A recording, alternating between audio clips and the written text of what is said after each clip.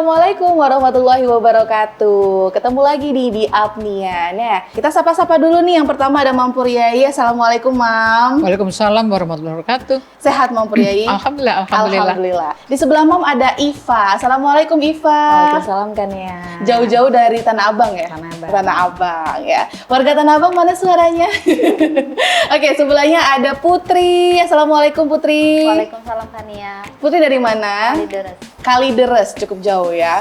Tapi semangatnya itu tetap on fire. Nanti kita akan ngobrol panjang banget sama mereka berdua dan juga pasti akan dijelasin sama Mam Puriyai gitu ya. Kita langsung ke pembahasannya aja. Jadi sedikit cerita, Iva dan juga Putri ini punya perjalanan hidup yang mirip tapi tidak sama gitu ya. Miripnya apa? Jadi mereka ini berdua adalah seorang pekerja wanita karir gitu ya. Wanita karir tahu dong pasti banyak banget bebannya, belum lagi beban kerjaan, beban hidup, mana juga jodoh belum datang ya. Aduh, langsung kalau udah ngomongin jodoh, aduh gitu. Hilalnya belum kelihatan. Semoga abis ini mungkin peserta pemirsa yang lagi lihat salah satunya jodohnya. Amin. Amin, ya. amin, amin. Amin ya, amin. Oke. Nah, Iva dan Putri ini punya cerita berhubungan tentang mental health, ya kan? Beda-beda nih. Kalau Iva itu udah pernah didiagnos bipolar juga ya? Depresi. ADHD. Oke. Nah, kalau Putri ini didiagnosa oleh dokter Bipolar dan depresi. Bipolar dan depresi. Oke. Mungkin kalau secara medis teman-teman bisa searching di Google apa sih perbedaannya bipolar dengan ADHD. Nah, terus abis itu apa sih sebenarnya pengaruhnya ke orang kalau seandainya mereka mengalami hal tersebut. Kita langsung tanya nih kepada mereka yang udah menjalaninya, dan alhamdulillah kalau Iva sudah berhasil struggling, kalau Putri sekarang masih berusaha untuk lepas dari bisa dibilang gangguan mentalnya ya. Oke, kita ke mana dulu nih? Ke Iva dulu atau ke Putri dulu nih? Coba Iva dulu. Dan tadi Putri udah diem gitu. Kamu kenapa? Kamu deg-degan kenapa? Kamu kenapa sih? Aja deh. Oh ya, Kak Iva dulu. Strugglingnya. Oke, udah strugglingnya. Oke. Iva tadi sempat didiagnos sama dokter dengan dua ya? Dua macam. Itu tahun berapa kamu mendapatkan kabar yang mungkin tuh nggak enak ya? Baru awal tahun 2023 ini. Ya, sebelumnya tuh udah ke dokter, ke psikolog gitu, tapi on off gitu. Belum sampai ke tahap situ, udah nggak berobat lagi. Ntar kapan-kapan datang lagi berobat lagi. Baru seriusin tahun 2023 aja. Baru diseriusin 2023. Jadi kamu baru dapat kabar itu 2023. Ngerasa nggak enak itu kamu di tahun berapa? Sebenarnya kalau diurut-urut sih dari kayaknya sih 2011 ya. Tapi kayak ya selama ini tetap menjalani hidup biasa aja ya, mau gimana lagi gitu kan. Terus struggling kayak mau seeking help juga nggak punya uang gitu. Paling cuma dibantu orang tua untuk pergi rukyah massal gitu-gitu aja. Nggak punya uang lah untuk seeking help ke dokter atau gimana gitu. Baru ketika saya udah kerja baru punya uang sendiri untuk trying to seek help gitu. Oke.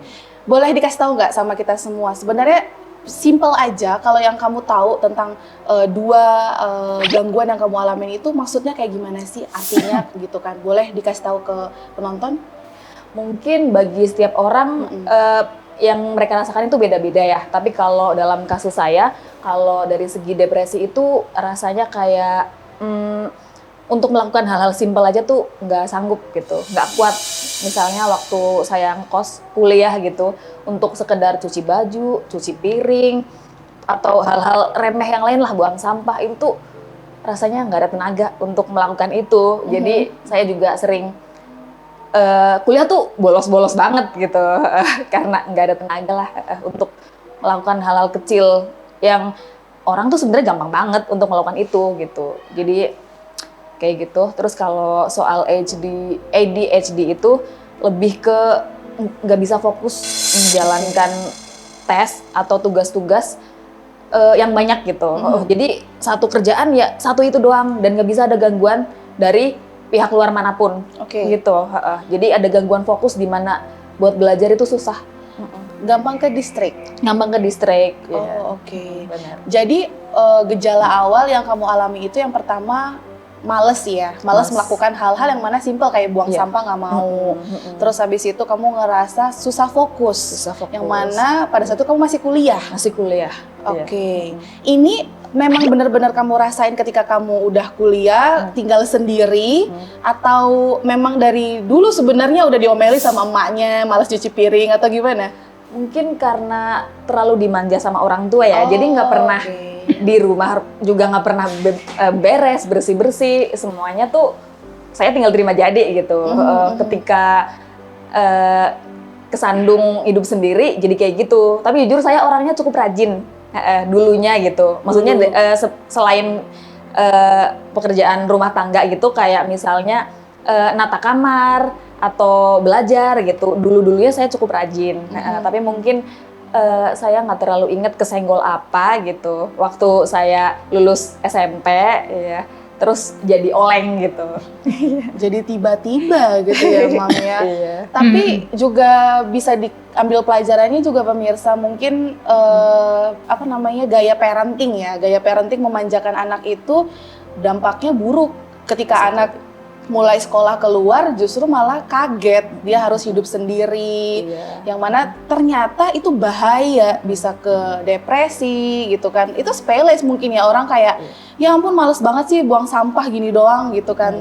Tapi ternyata itu ada loh penyakitnya gitu ya. Iya. Oke. Nah, selama bertahun-tahun itu kamu selalu ngulangin kebiasaan-kebiasaan buruk itu. Iya. Sampai akhirnya apa yang bikin kamu oke, aku harus cek nih ke dokter. Apa yang bikin kamu ke-trigger akhirnya aku harus cek ke dokter? Saya kurang paham juga. Mungkin karena rasanya waktu akhir tahun 2022 itu udah putus asa banget. Rasanya kayak yang sebenarnya pengen mengakhiri hidup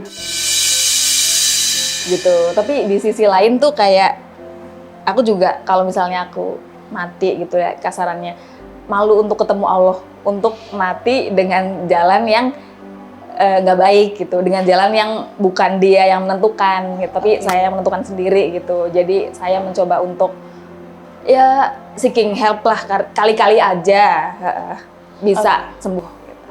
Oke, ini sorry aku mau tanya, tadi kamu sempat bilang sampai mau give up gitu kan, sampai bilang malu ketemu Allah segala macam gitu.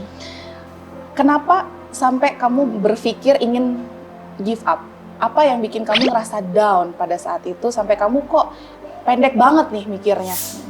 Di samping kamu mungkin punya depresi kan, apa yang bikin kamu mikir kayak gitu? Kurang paham juga, mungkin ada tekanan pekerjaan, Oke. beban keluarga, Oke. terus hubungan pertemanan, hubungan percintaan yang lagi nggak baik-baik saja. Dan kadang-kadang sebenarnya nggak ada trigger apa-apa, tapi rasanya sedih, tiba-tiba putus asa. Nggak bisa nentuin sih sebenarnya triggernya apa kalau saya sendiri. Kalau Kak Gias atau Kak Putri mungkin beda ya. Tapi kalau saya sendiri kadang-kadang nggak ada alasan apa-apa, tiba-tiba pengen untuk berbuat yang enggak gitu. Oke. Tapi sekarang udah masih berlanjut ke psikiaternya atau udah berhenti untuk ke psikiaternya? Kalau untuk ke psikiater sudah berhenti, ya. Tapi kalau konsumsi obat kadang-kadang. Oke. Waktu mood lagi nggak beres banget. Ya. Oke. Nanti kita juga tanya tentang ke Mam Puriai gitu kan, sampai akhirnya kamu ketemu nih sama Mam, yang mana ini kamu awalnya ngerasa ini medis, terus kok lama-lama kamu ngerasa ke jiwa kamu nih gitu kan. Nanti kita bahas, tadi sempat ngobrol juga ya sama Putri ya? Oke, Putri kalau ngerasa depresi itu dari tahun berapa Putri? Itu sekitar 2 tahun yang lalu ya Mbak ya. Itu sekitar 2 tahun yang lalu, awal-awal aku ngerasain aku depresi gitu. Jadi 2 tahun yang lalu itu aku nggak tahu awalnya kenapa, tiba-tiba aja aku tuh ngerasa kayak aku males hampir sama sih, gejala depresi itu kan hampir sama ya. Kita malas sosialisasi sama orang, ngurung diri, terus banyak mungkin karena waktu itu aku aku itu nggak punya teman untuk cerita. Jadi kayak aku punya banyak teman, tapi untuk orang yang aku percaya bener-bener untuk aku cerita itu tuh nggak ada gitu. Jadi kayak cuman ibuku atau temanku satu gitu. Oke. Nah terus sampai akhirnya aku depresi, aku ketahuannya itu aku sebelum dirujuk ke psiki itu aku cutting. Aku sempat beberapa kali cutting ke rumah sakit. Nah waktu di rumah sakit itu, waktu ketahuan aku cutting, baru aku dirujuk ke psiki. Di psiki baru aku ditanyain kenapa gini. Terus selama hampir 6 bulanan itu aku diterapi sama dia, dikasih obat. Terus akhirnya sampai sekarang 2 tahun aku belum boleh skip obat dan aku masih harus minum obat juga gitu. Oke Putri, tadi kamu sempat ngomong kamu kayak punya temen banyak tapi kayak nggak punya kepercayaan untuk sharing ke teman-teman kamu. Ada momen nggak yang bikin kamu tuh jadi trauma untuk cerita ke orang lain? Karena basically manusia itu kan dasarnya berkomunikasi ya. Bahkan dari kandungan itu ibu berkomunikasi kepada calon bayinya gitu. Jadi rasanya ketika makhluk sosial tidak berkomunikasi kan pasti ada satu masalah gitu kan. Apa ya trauma dari diri kamu sehingga kamu tuh nggak mau sharing sama teman-teman kamu? Jadi gini Kak, aku tuh punya pikiran gini. Nggak semua orang itu mau terima cerita kita, ya kan? Nggak semua orang mau terima cerita kita. Terkadang ada orang yang cuma kepo atau cuma pengen tahu aja sama cerita kita gitu. Tanpa memberikan solusi, tanpa memberikan saran, tapi mereka cuma ngejudge doang. Nah aku nggak mau itu terjadi sama aku gitu. Karena menurut aku beban aku tuh udah ada. Kalau mereka makin ngejudge aku, makin nggak ngasih solusi aku, buat apa aku cerita sama mereka gitu kan? Jadi itu kayak buang-buang energi dan buang-buang waktu aku aja gitu. Jadi aku cerita ke orang-orang yang menurut aku mereka bisa ngasih aku solusi tanpa ngejudge aku, tapi mereka bisa support aku, kayak gitu. Oke, jadi kamu ngerasa lingkungan kamu tuh nggak aman? Lingkungan aku aman, teman-teman aku baik. Cuman untuk yang bener-bener aku percaya dan aku ceritain yang bener-bener sampai ke dalam-dalamnya aku itu, aku pilih. Gitu. Oke. Ketika kamu ngerasa kamu sulit menyampaikan isi hati kamu, perasaan kamu ngobrol nggak sama orang tua kamu? Ngobrol. Aku lumayan dekat sama orang tua, lumayan deket banget sama ibu. Oke. Kalau ada ibu mau ada nggak? Ibu ada di rumah di daerah Kalideres berarti ya? Enggak. Aku di sini merantau, ibu di Bandar Lampung. Oh, kamu asli Bandar Lampung perantauan. Memang tapi ini sedikit apa ya cerita. Kebanyakan memang orang-orang yang ngerasa sendiri itu perantauan ya, karena mungkin sulit beradaptasi, juga banyak perbedaan budaya ya, adat istiadat setempat kayak gitu. Karena aku juga perantauan. Jadi ketika aku ngerasa ini tempat baru, oh aku harus seperti yang mereka pengen nih, gitu kan nggak sih? Itu jadi ternyata beban gitu kan. Nah kalau sekarang Iva kan udah mulai bisa menyesuaikan. Iva juga asli sini atau bukan? Bukan ya. Juga perantauan juga. ya? Iya. Oke. Nah kalau mungkin Putri masih berusaha untuk beradaptasi di sini. Kalau Iva sendiri sekarang udah mulai terbiasa dengan budaya yang ada di daerah sini. Kalau soal harus cepet-cepet, jujur masih kurang bisa menyesuaikan sih. Soalnya kan saya asalnya dari Jawa, di situ kan adem ayem gitu lah hidupnya, nggak terlalu dikejar deadline, pokoknya nggak sehiruk pikuk di Jakarta gitu. Oke. Ya pokoknya semangat buat anak perantauan dimanapun, karena pasti akan ngerasain hal seperti itu. Yang penting butuh didengar dan didukung. Jangan pernah ngejudge gitu ya. Itu yang diharapkan sebenarnya dari anak sekarang. Mungkin masuknya kamu generasi apa sih? Generasi milenial kah atau Gen Z kah? Gen Z ya? Kamu Gen Z. Kalau Iva masuknya apa? Kurang paham juga. Kamu tahun berapa? 96. Berarti kamu milenial ya? Milenial gitu. Jadi kalau milenial ini biasanya masih ikut generasi sandwich. Kamu termasuk yang sandwich nggak? Sandwich itu dalam artian kamu punya beban keluarga. Jadi keluarga kamu itu memberi harapan lebih sama kamu. Jadi kamu tuh jadi orang tua kamu tuh berharap kamu bisa mewujudkan pengenan mereka. Kamu ngerasa ada di posisi itu nggak? Aku ngerasa, cuman mungkin orang tua aku nggak pernah menuntut aku itu ya. Tapi aku merasa sendiri aja gitu Mbak. kamu merasa sendiri. Oke, mungkin karena adanya dampak media gitu ya. Media sosial sekarang kan ngeri-ngeri ya, makanya ada istilah, aduh rest media sosial dulu deh, kayak gitu ya. Oke, nah sekarang aku mau tanya nih, kalau Putri masih konsumsi untuk obat penenang ya dari dokter? Mood stabilizer. Mood stabilizer, oke.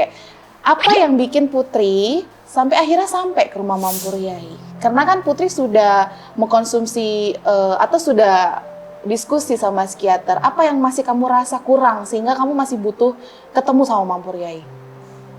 Waktu itu saya masih ngerasa kayak sering gelisah, masih sering kalau bangun tidur pagi gitu badan suka masih gemetar gitu kan, terus kayak masih was-was lah gitu kan. Intinya masih suka sedih, baper-baper sendiri, nggak jelas gitu, nggak tahu kenapa alasannya. Suka ngerasa sakit hati, putus asa, sempet benci sama takdir Tuhan juga gitu kan. Kayak ngejudge Tuhan gitu, kenapa kok gini, kok gitu ya. Terus nggak sengaja ketemu mam itu di media sosial gitu. Terus konsultasi sama orang tua di rumah, sama orang tua ya udah dicoba aja datang kayak gitu. Datang ke sini akhirnya berobat sama mam.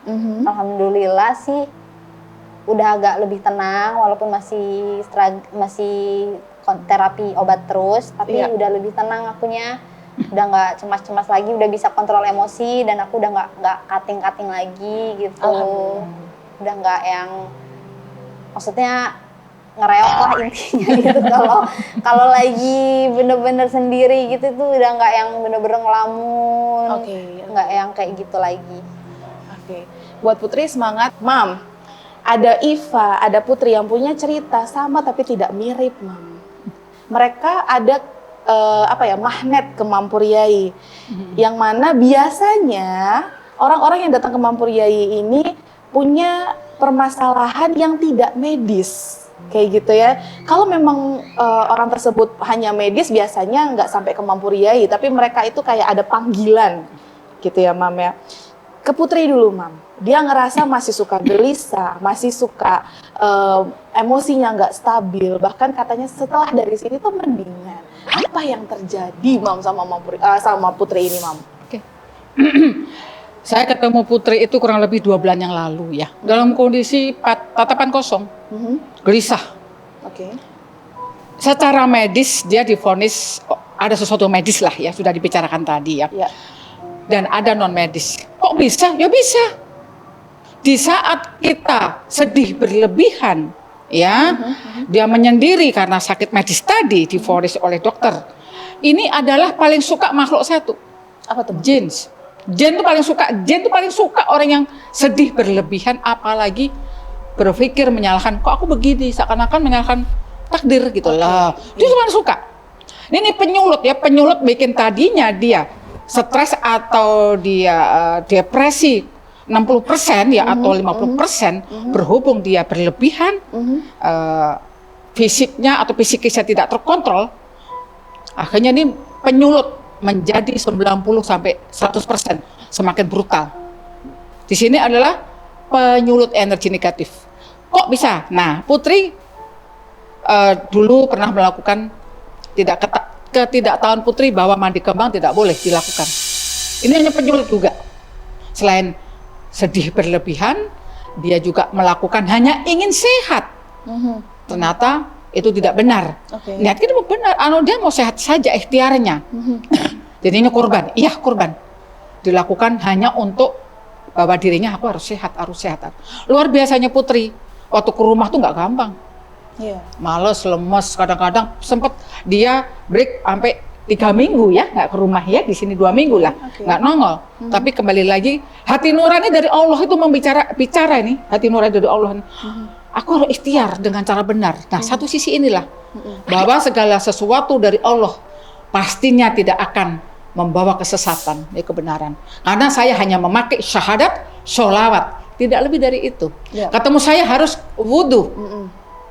Alhamdulillah, Putri semangat lagi, sudah alhamdulillah. Mom, aku pengen kerja di sini, alhamdulillah dijabah sama Allah. Tetapi untuk pribadinya, psikisnya, itu butuh waktu. Tapi sudah alhamdulillah lebih baik, lebih baik, bisa bercanda, bisa senyum. Tadinya boro-boro mau senyum ketemu saya. Ketemu Mom rasanya kayak ngapain sih gue di sini, iya nggak sih? Iya ya. Jadi kalau Putri ini justru bukan dari kayak seperti awalnya memang nggak ada apa-apa ya Mam Nggak ya, ada apa-apa. karena memang ada celah, jadi jin disitulah masuk. Ya betul. Nah, hati-hati nih yang suka ngelamun, Berlebihan. Makanya katanya, jangan ngelamun, ntar kesambet. Itu ternyata bener ya, Mam? Benar adanya. Bukan hanya cuma orang tua nakut-nakutin ya. Itu benar. Tuh, Pikiran jangan- kosong. Iya, jangan suka baper-baper nggak jelas. Itu suka banget itu dimasukin sama jin-jin gitu ya. Berarti Iva juga ngalamin hal yang sama, Mam? Sama, kalau Iva lain. Kalau Putri ini kan memang divonis dokter menyangkut psikis ya, pikiran, dan ada sesuatu energi negatif masuk menjadi penyulut ya, makin besar atau makin berat ya. Oke. Tetapi kalau Iva, saya ketemu Iva, pandangan mata langsung saya sentuh dengan cinta, dengan kasih, pelan-pelan dengan langsung pingsan. Disaksikan orang banyak, nggak saya apa-apain. Baru tatap mata Mom, ayo lihat, tak, ya, pingsan. Halo, ada apa ini? Dan anak ini kan berkali-kali saya tanya, ada apa nak? Ternyata dia sudah, mohon maaf, sudah putus asa, hanya ingin mengakhiri hidupnya berkali-kali. Dia tidak bisa mandi, tidak mau mandi. Kamarnya pun jangankan menggeser barang sejengkal, nggak bisa. Ya, alhamdulillah pertemuan kita karena Allah. Iva medis sudah disebutkan tadi. Dia dulu ada zaman dulu pendahulunya ada sekiranya suka bermain dengan energi negatif. Oh, Ya, leluhur berarti. ya leluhur, dan ini adalah korban jin nasab. Kalau Putri ada jin nasab tapi nggak begitu keras. Yang keras Iva. Iva tuh brutal. Teriak ketemu saya yang kedua ke rumah sini, waktu ketemu teriak pingsan. Yang teriak bukan Iva, yang pingsan bukan Iva. Itu hanya raganya saja. Ya. Terapi 4 kali, 1, 2, 3 masih dalam kondisi goncang, tapi mulai 1, 2 goncang, kedua mulai 3 udah mulai tertah tuh udah mulai bisa mengendalikan diri. Iya. Iva ini korban dari atau ya daripada takdir ya, melalui perjalanan udah sakit divonis medis seperti tadi satu sisi. Nah, kembali lagi, kalau orang udah seneng lamun berlebihan, senang menyendiri karena tadi sakit yang divonis oleh dokter, Iya. ya, Iya. wah senang ini, apalagi pendahulunya sudah punya sesuatu bermain-main dengan energi negatif, suka. Kalau Putri dari luar, kalau ini dari leluhurnya. Leluhurnya sendiri. Iya, dia merasa kuat. Waktu saya kerjakan dia bilang, "Hei Poryai, aku jagain Iva." Ya jagain kita itu kan Allah. Amal ibadah dan doa ibu. Iya, iya. Bagaimana jin dunia lain bisa jagain Iva? Iya. Dan ini saya cukup ekstra energi. Nah, kembali lagi. Ini permainan energi. Sewaktu Iva putus asa, mau bunuh diri berkali-kali, mandi nggak mau, mohon maaf, begitu joroknya. Masuk tadi energi negatif yang dari leluhur. Iya, iya. Penyulut ya, Iya. semakin parah. Tetapi karena Allah, lewat hati nurani Iva pengen sembuh, aku nggak mau kayak gini, Putri begitu, aku nggak mau kayak gini, kata Putri. Iya. Allah mempertemukan kita karena Allah, ya, dengan sentuhan-sentuhan, tidak ada dikencat, tidak ada diperuntir, nggak ada, hanya dengan sentuhan dada pelan-pelan, ya, menggelepar semuanya, teriak, semua hampir teriak. Baru bertatap mata saya saja, ini Iva ini bertatap mata, langsung pak, pingsan. Ini kembali lagi permanen energi ya. Selain vonis dokter, di situ ada penyulut makin parah. Makanya ini harus diambil penyulut energi negatif biar tidak parah, sehat makin cepat. Penghalangnya untuk sehat apa? Energi negatif ini. Oke, jadi poinnya Mam ini hadir untuk menyingkirkan Ya. energi negatif. Dengan izin Allah. Iya. Juga kan ada pepatah kebersihan adalah sebagian dari iman, Betul. gitu ya. Yang namanya jorok-jorok itu setan suka ya, Mam. Nah, suka. Jin suka. Jadi itu malah justru memperparah penyakit tertentu. Iya. Iva juga dulu saya udah pernah ketemu sama Iva untuk pertama kali kondisinya Iva. Mungkin nanti bisa dikasih filenya ya. Filenya Iva datang dengan benar tertatih-tatih. Ya Iva mungkin boleh cerita pada saat itu Iva lagi kondisi apa selain medis yang tadi udah disebutkan, Iva juga punya medis lain kan? Iya. Waktu itu Iva udah berapa lama mengalami sakit eksim ya waktu itu ya? Eksim, iya. Saya sebenarnya ada eksim dari lahir tapi biasanya di tangan, ya karena alergi segala macam. Tapi nggak tahu kenapa tahun kemarin itu eksimnya tuh di kaki, nggak pernah. Sebelumnya nggak pernah dapet eksim di kaki dan itu susah banget untuk jalan, bener-bener sakit banget. Pas itu lagi scroll TikTok aja kan, terus lihat ada acara menata hati punya Mom itu. Sebenarnya berat banget untuk datang ke acara itu, apalagi dengan kaki yang lagi nggak bisa dipakai jalan gitu. Tapi entah kenapa, meskipun ada perasaan resah, gelisah untuk datang dan dengan kondisi yang tidak memungkinkan, saya endingnya tetap datang. Saya juga nggak tahu kenapa. Alhamdulillah sekarang kakinya udah mendingan Iva. Alhamdulillah udah jauh lebih mendingan. Alhamdulillah udah lebih sehat. Iva sekarang seger banget, udah lama gak ketemu. Kaget kita kayak Kak. pangling ya Mam ya. Dan Iva dalam terapi 4 kali, seperti medis. Kalau medis parah apa cukup sekali 2 kali kan tidak ya? Iya, betul. Begitu juga non medis. Kalau non medis parah, perlu perjuangan. Tidak cukup sekali datang selesai, no. Ya, karena makhluk lain, jin atau energi negatif masukin kita butuh proses, keluarnya pun butuh proses. Betul. Dan luar biasanya Iva tuh semangat walaupun berat ketemu saya, ya tertatih-tatih ketemu saya, tetap datang ke sini, mual, muntah, pusing, semua pingsan. Iya. Alhamdulillah dengan izin Allah. Sekarang lihat. Terima kasih Mom Pur ya. Sama-sama anakku dengan izin Allah bisa terbebas ya. Iya, Putri pun juga bisa seperti itu Putri. Jadi udah bisa lebih ceria lagi, bisa balik menjadi Putri yang sebelumnya gitu. Tapi orang tua tahu perkembangan kamu setelah dari Mom Pur Yai ini, kamu sering cerita juga kan? Tahu setiap kali saya kesini orang ibu selalu tahu dan support kok. Oke. Pokoknya buat Putri sama Iva sehat selalu. Apalagi ini dua-duanya perantauan, wanita karir di Jakarta itu nggak gampang loh. Ya kan, ibu kota tuh lebih keras. Jadi kita emang harus punya pundak dan kaki yang lebih kuat. Takdir itu tidak bisa dapatkan, hak prerogatif Allah. Kalau nasib kita sendiri yang merubah. Perlu saya tambahin dulu ya. Boleh. Setiap orang yang dikuasain energi negatif atau jin atau setan apapun itu, satu, tidak bisa ibadah, berat, sangat-sangat berat. Termasuk dua-duanya. Emosional, nggak kekontrol. Melihat orang lain, tidak percaya diri atau salah semua. Nah, makanya ketemu saya, terapi ke rumah saya, non-muslim, cuci kaki, cuci tangan, harus bersih. Waktu kondisi haid, tetap cuci kaki, cuci tangan, tidak perlu wudu. Orang muslim atau muslimah ketemu saya harus wudu. Dan saya menekankan, tidak ada suudzon, tidak ada emosi, tidak ada dendam, dan pertama-tama pulang dari saya nggak sholat, belajar sholat. Dulu nggak pernah belajar 1 kali, besok 2 kali, 3 kali, insya Allah. Ya. Sekarang udah lebih better ya? Better. Iya. Sebelum kita udahan nih ngobrol-ngobrolnya, mungkin Iva sama Putri boleh kasih ke penonton kita, siapa tahu dengan izin Allah ada yang menonton dan juga merasakan seperti Iva sama Putri, bagaimana tipsnya menjalani kehidupan yang mungkin ini nggak gampang ya. Orang lain yang nggak ngerasain bisa aja ngomong gitu aja kok males, gitu aja kok susah gitu kan. Pasti kan orang akan banyak banget tuh kok-koknya. Tapi gimana caranya kalian tetap bisa, ayo dong bangkit dong. Bahkan untuk berangkat ke dokter atau ke Mom Pur Yai itu kan juga butuh tenaga. Boleh dibagi dong tipsnya bagaimana caranya. Dari Iva dulu boleh ya Putri ya? Silakan Iva. Kalau dari aku sendiri, gimana ya, untuk nyari pertolongan emang udah pasti nggak gampang ya, apalagi kadang dari diri sendiri juga ada judgement gitu, paling gitu doang gitu, ntar udah habis mahal-mahal sama aja paling kayak yang kemarin-kemarin gitu kan. Mesti sebelum ada judgement dari orang-orang, mesti dalam diri kita sendiri juga kadang kita meragukan gitu, kalau sebenarnya ini tuh bisa sembuh gitu. Hidup kita bisa lebih baik ke depannya kalau kita mau berusaha gitu. Kadang kita tuh ada di posisi di mana kita nggak percaya kalau itu tuh bisa terjadi gitu. Kalau saranku sih coba aja dulu, coba aja dulu, kali aja ada yang cocok gitu.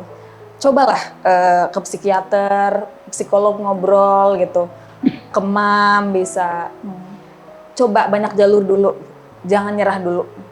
Emang rasanya tuh kayak yang pernah saya bilang ke Kania, lagi kayak jalan di lorong yang gelap yang nggak kelihatan kalau ini tuh bakal ada ujungnya nggak sih sebenarnya gitu.